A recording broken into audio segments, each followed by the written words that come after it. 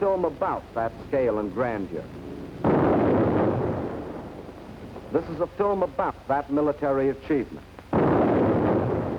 This is a film about a people who for all time shattered the legend of Nazi invincibility.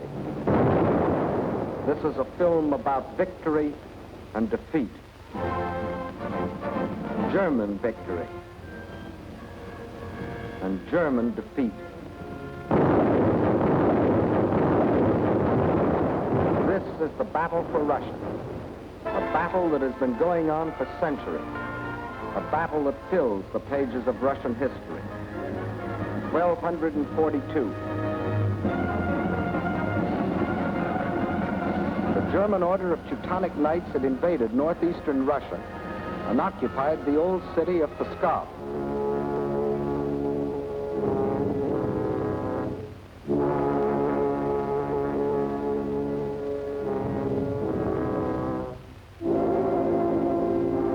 Under the leadership of their Grand Master, von Bock, they threatened to enslave the whole population of that area, including the capital, Novgorod.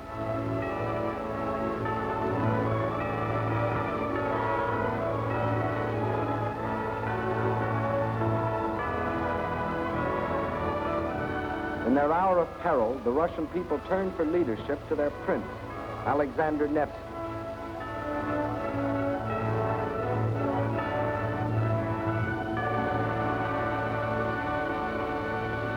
And on April the 5th, 1242, on Lake Peipus, the Russians met the might of the German forces.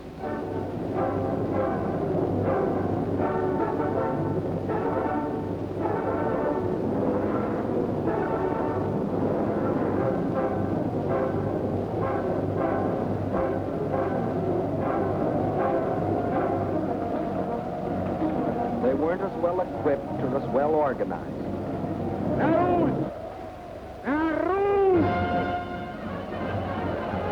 But in their hearts was a flaming courage, a flame so fierce that it pierced the German army.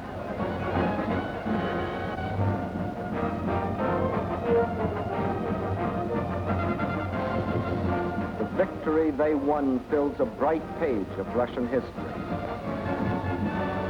1704, and another conquering army marched across Russian land. This time under Charles XII of Sweden, and again the Russians fought for their country.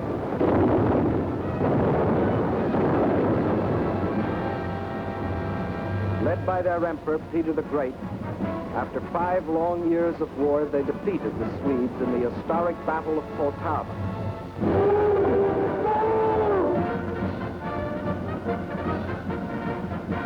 The invading Swedish armies were crushed and forever driven out of Russia. 1812.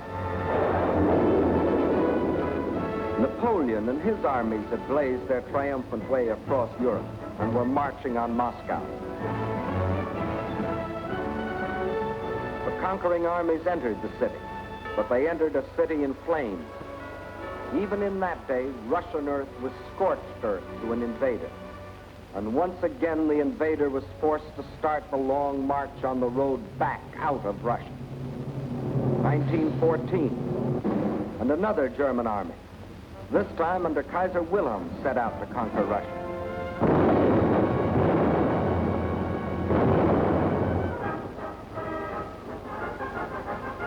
This time, the Russian people, under the regime of the Tsar, were not only fighting German guns,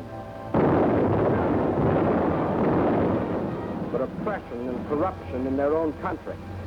And only the ultimate collapse of Imperial Germany saved Russia from losing the Ukraine and the Crimea, which the Germans had occupied in 1918. Yes, for 700 years, the Russian people have had to fight to defend their land against would-be conquerors. Why? Why have all these attempts been made to conquer Russia? Perhaps Russia itself can provide the answer. Here it is, 1/6 of the Earth's surface, reaching from east to west nearly halfway around the world. and southward from the North Pole to the borders of India. One country of 9 million square miles. That's our own country 3 times over, or all of North America and 1 million square miles to boot. The sun never sets on Russia. When it is dusk on its western borders facing Europe, it is already dawn on its eastern borders facing the Pacific.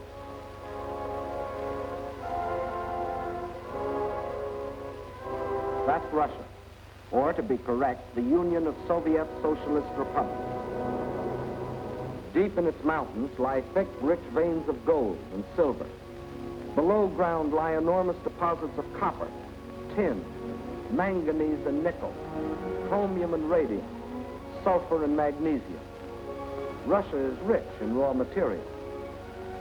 Her forests cover millions upon millions of acres. 1/4 of all the lumber reserve in the world belongs to Russia. And as for fuel, there's coal, ton upon ton. And more important, there's also oil. 213 million barrels a year of it. Black gold flowing from the earth that contains 55% of the world's oil. What else? Iron? Russia has better than 10 billion tons. That can make a lot of steel before it's done. Yes, Russia is rich. Farms cover millions upon millions of acres. The rich black earth that besides giving forth oil and coal will also grow everything from sunflowers to lotus. The tea her people drink in such huge quantities, and the tobacco that they smoke. Cotton grows here too, 3,800,000 bales a year. And sugar. And on the pasture land, the animals grow fat for food and wool for clothing. While on the warm plains, the fields of grain stretch as far as the eye can reach.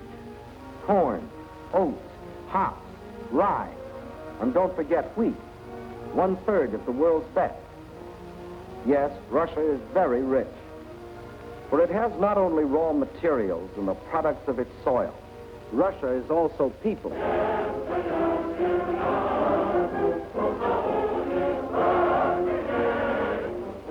193 million people.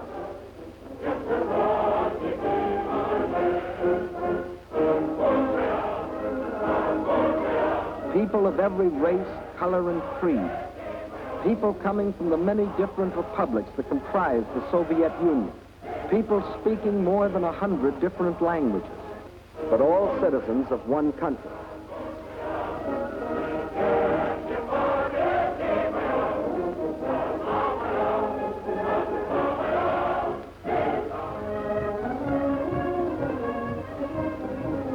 Whether they are the great Russians, the descendants of the first settlers of this vast area, and for 1,000 years its main population, or Cossacks, the famous horsemen from the open plains of the Don River Valley.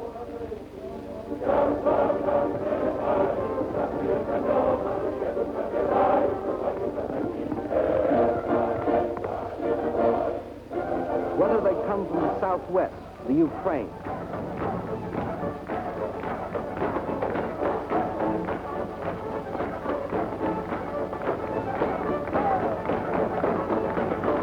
here in the breadbasket of the Soviet Union live the Little Russians, better known as Ukrainians, and beside them the Moldavians and Bessarabians. Or if they come from the far south, between the Caspian and Black Seas,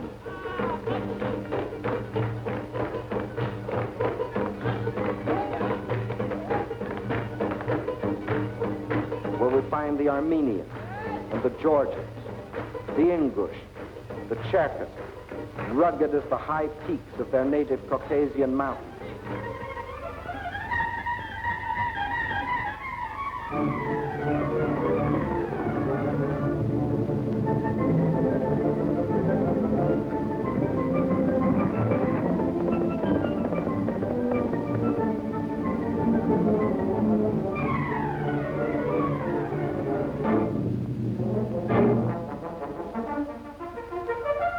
Whether they are Uzbeks, Turkmen, Kyrgyz, from the Persian and Indian frontiers, or Mongols,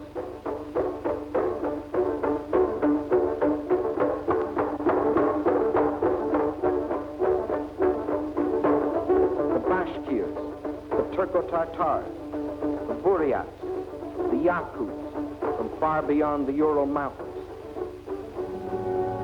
or the people of the ice country, hunters like the Zambs, or settlers like the Laplanders.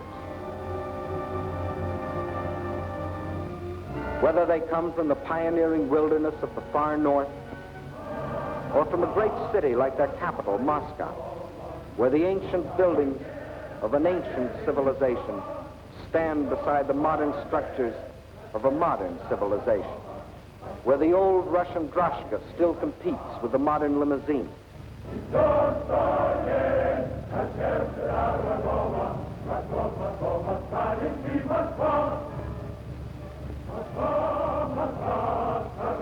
Whether they work in factories or as soldiers, whether they are bricklayers or traffic cops, sailors or riveters, school children or farmers, nurses or engineers, window washers or sales girls, housewives or postal clerks, radio announcers or stewardesses, scientists or typists, musicians or ballerinas.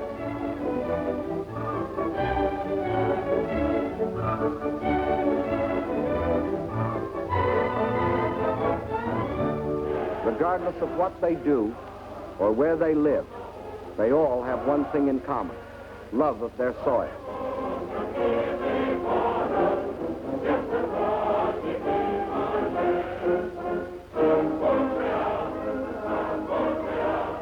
That is Russia.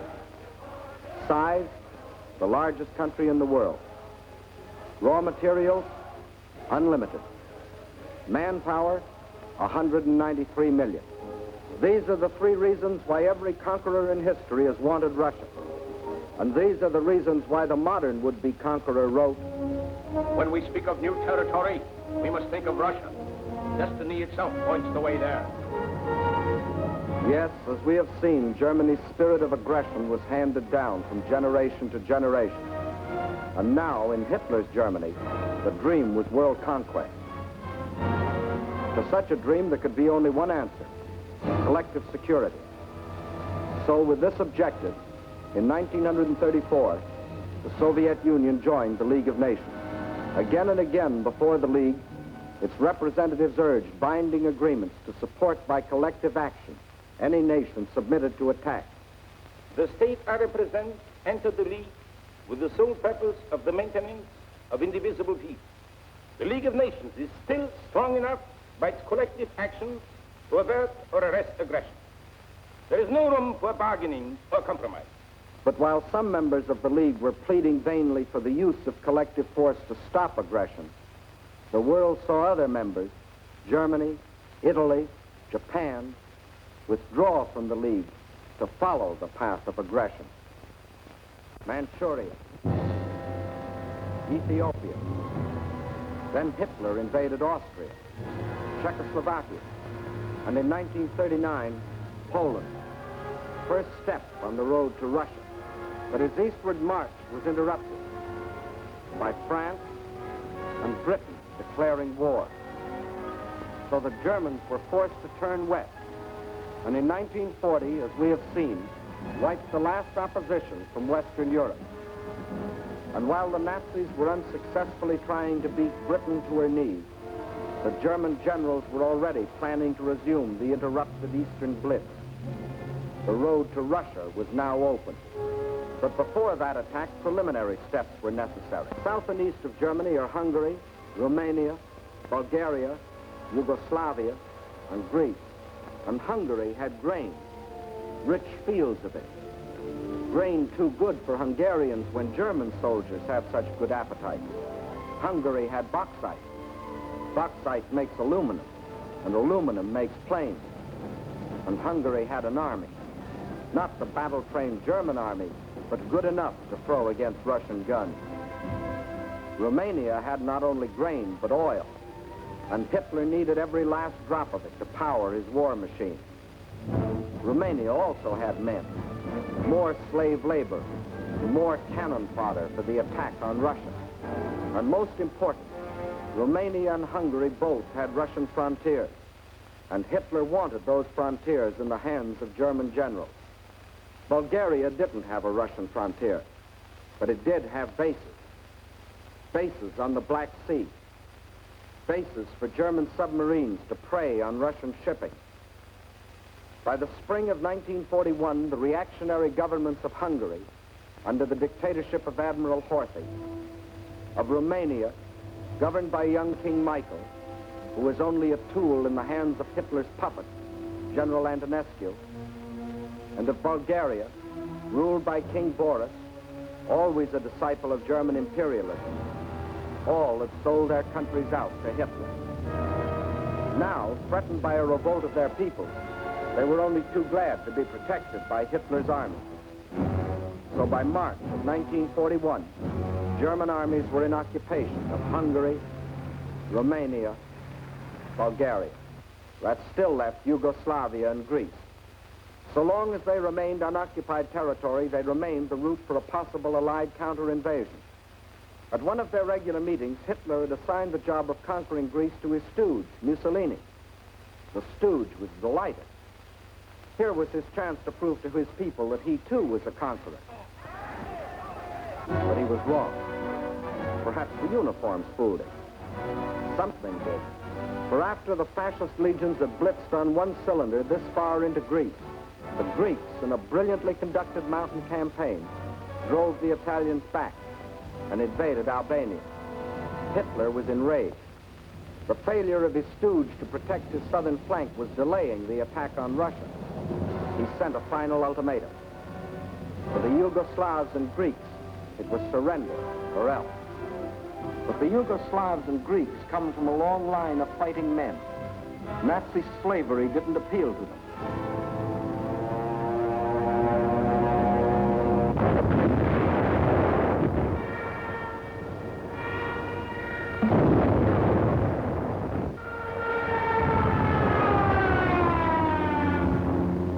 At dawn, on April 6th, German bombs told the Yugoslavians they were at war with Germany. The Nazis and Italians launched a powerful and coordinated attack from all their bases, supported by virtually unopposed aerial bombardment. The conclusion was inevitable. Although resistance was determined, the Yugoslav army was cut up into many small segments and captured. The war in Greece also began on April 6th.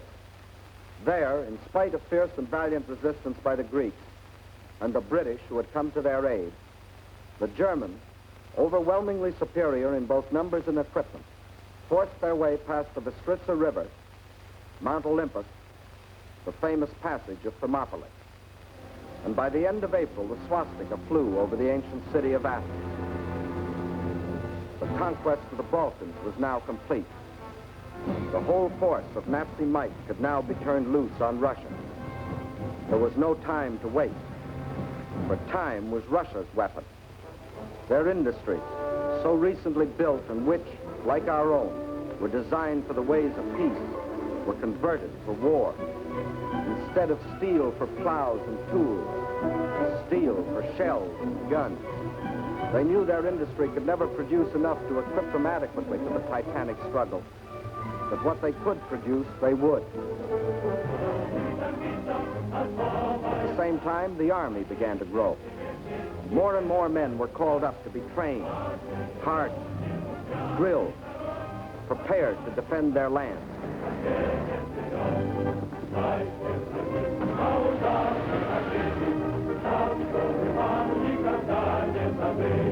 With the conquest of the Balkans, the Nazis had a solid front from the Black Sea to the Baltic, but the Russians had built themselves a buffer to take some of the steam out of the Nazi punch, no matter where it landed. But where would it land?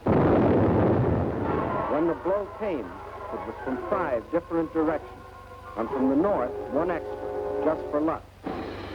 That was the big day.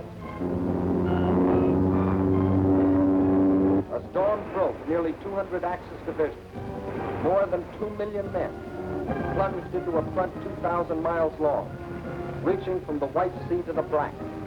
Their aim, the annihilation of the Red Army in a decisive battle on the frontier.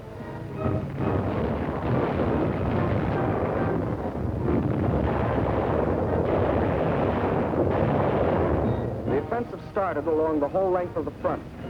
It was concentrated on three main objectives: Leningrad, Moscow, and Kiev, the capital of the Ukraine. In the first 30 days, von Lieb's forces drove to within 125 miles of Leningrad, while the Finns under Mannerheim, supported by the Germans, began a drive from the north to encircle the city. In the center, von Bock's army plunged 480 miles into Soviet territory. One Russian city after the other was overrun by the invaders.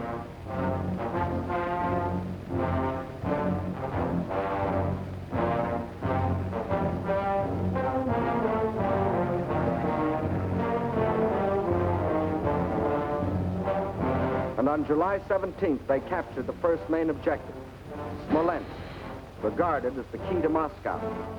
Simultaneously, in the south, von Rundstedt's forces cut deep into the Ukraine.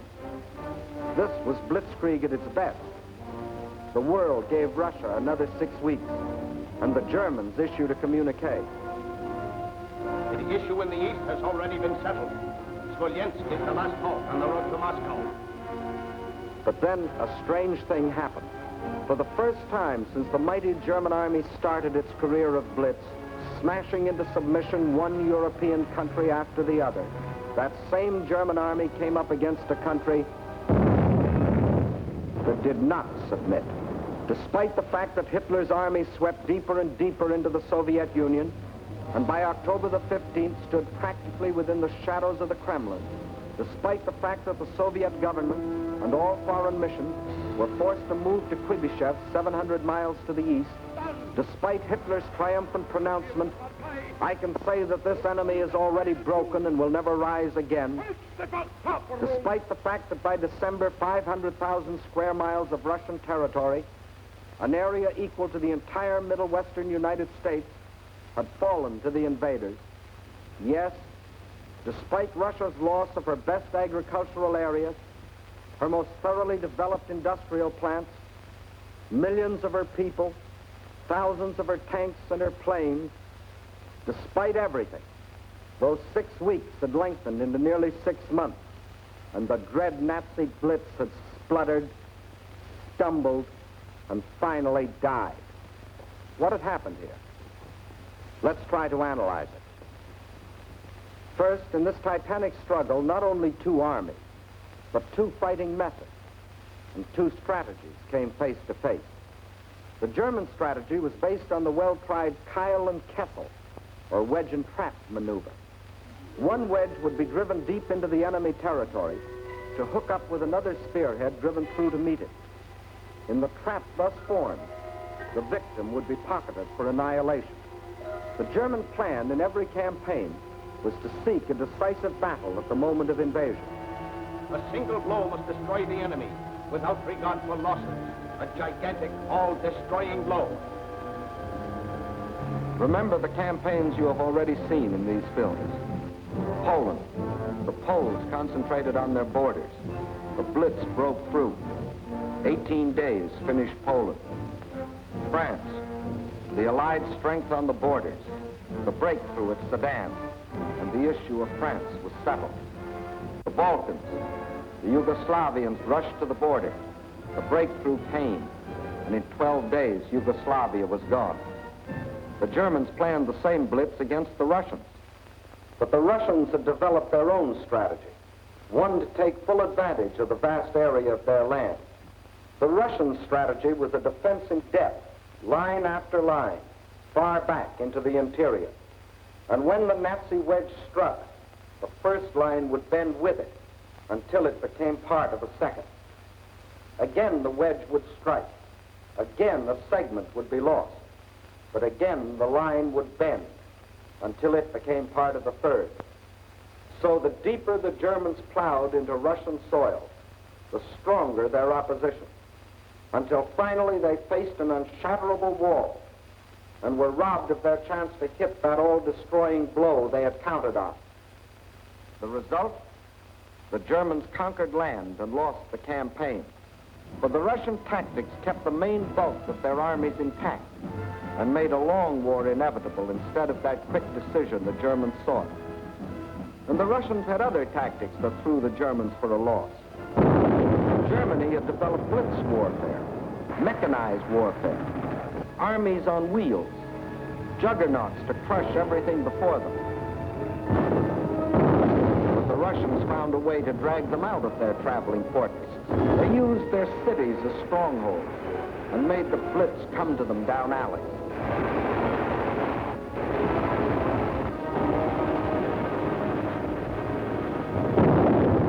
The more a city was bombed, the more impassable it became to the German panzers.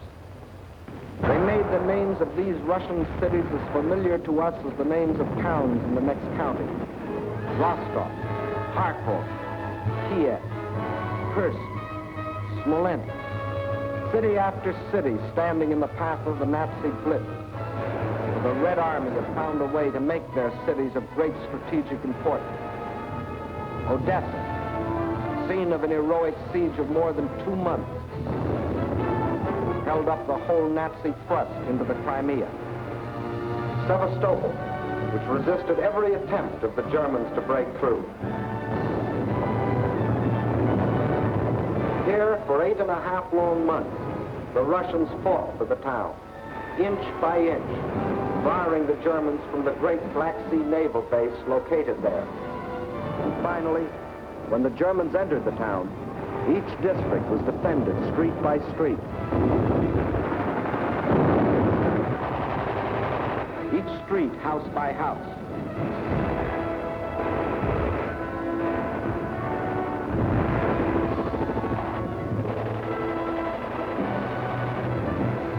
Each house, room by room.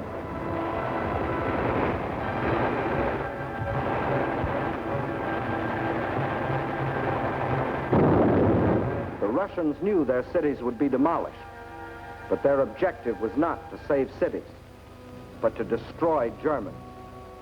A high price to pay for a copy of Mein Kampf. So the Germans were forced out of their armored shells to fight and to die in the hand-to-hand combat they thought they had abolished. There was another item the Germans had overlooked. They overlooked people. And generals may win campaigns, but people win wars. And on that fatal June 22nd, when the Russian people first learned of the invasion of their country, their grim faces told of their determination to fight and to die, but never to surrender. They knew this wasn't a question of who occupied what piece of land. This was a question of life or death.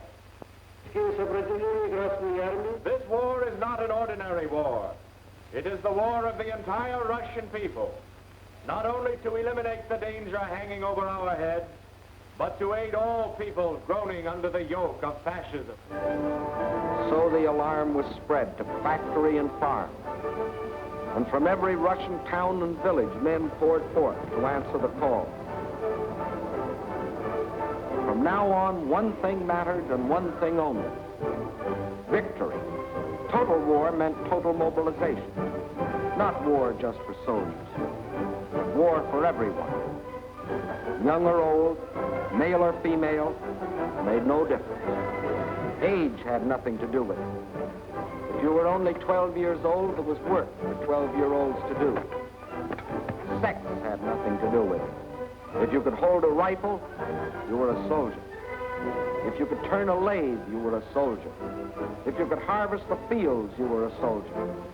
If you could handle a locomotive or pilot a ship or guide a tractor, you were still a soldier. For everything you did was part of that total war. Nothing that the enemy could use was left behind. Not a yard of wire or a pound of iron. Not an acre of wheat or a head of cattle. And the old men stood watch over the fields, ready to give the word to burn at the first sight of the enemy. Scorched earth. What can't be withdrawn must be destroyed. That meant the factories, the plants, the oil depots. Flames claimed them all. The giant dam at Dnipro, into which had been poured not only steel and concrete, but 5 long years of Russian toil and Russian sweat, and revealed the miracle of electricity to the farms and people of the Ukraine. Now, rather than let the power it generated fall to the enemy, they destroyed it. Scorched earth, the land they had lived on and worked on, their forests, their fields, their farms. They surrendered them to the flames, but not to the invaders. That was the scorched earth. And for action behind the German lines, a new army was formed. An army without uniforms, whose home was the forest, and whose front was the enemy's rear. The guerrilla army. A minimum of glory and a maximum of determination. Their achievements were seldom recorded. Look well at these faces. You will never see them again in the ranks of war prisoners or read their names over heroes' graves. Ahead of them lay nothing but the rope and the halter, but they stayed behind and went on fighting. Their only goal was merciless destruction. Destruction of communication lines, supplies, the invaders themselves. Their weapons were dynamite and the terror of surprise.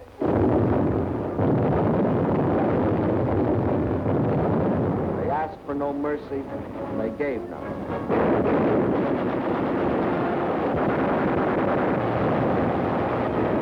This is the guerrilla army.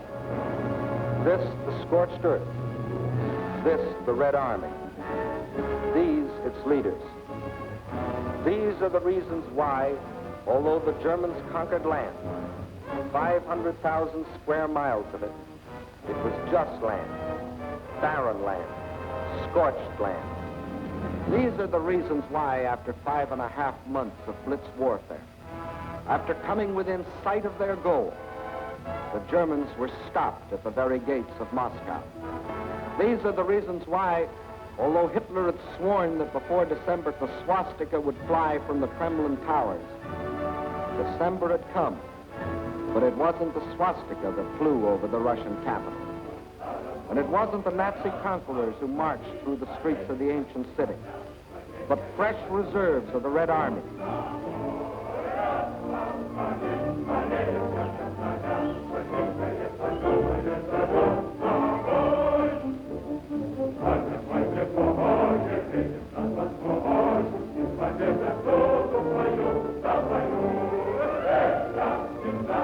Thank you.